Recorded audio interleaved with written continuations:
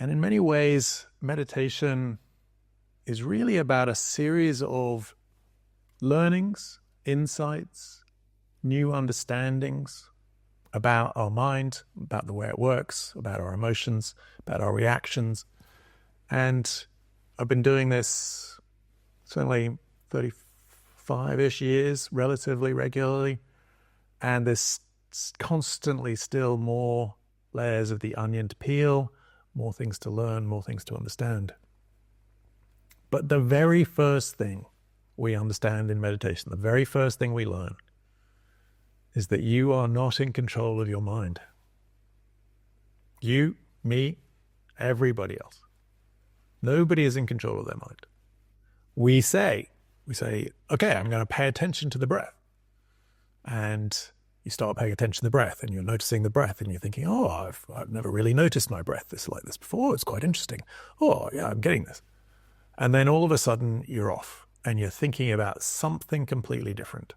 Maybe something you need to do, maybe something somebody said to you earlier in the day, there's a problem in your life, something. It could be anything. The mind just pops these things into our mind, and we immediately follow whatever thought comes into our mind, we follow it.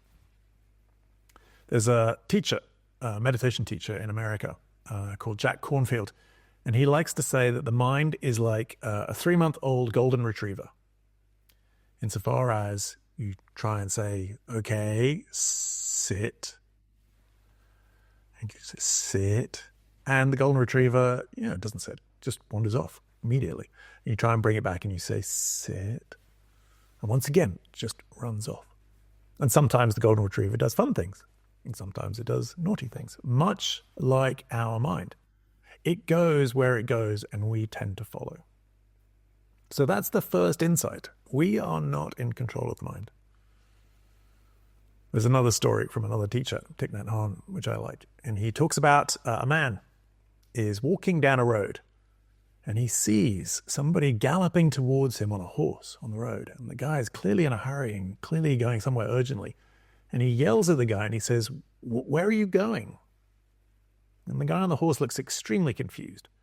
And then yells back and says, why would you ask me? Ask the horse. And that is our relationship with our mind. So when people first come to meditation, it can be a bit distressing to notice just how uncontrolled our mind is. We try and pay attention to our breath. It turns out you can do that for a breath or two, but it's very difficult to hold on to that. Now, that doesn't mean you're doing it wrong, doesn't mean you're doing badly, doesn't mean you should stop. In fact, what it probably means is you've come to the right place, and meditation is the place where we can start to get more understanding about our mind and ultimately start to learn how to use it a little bit better.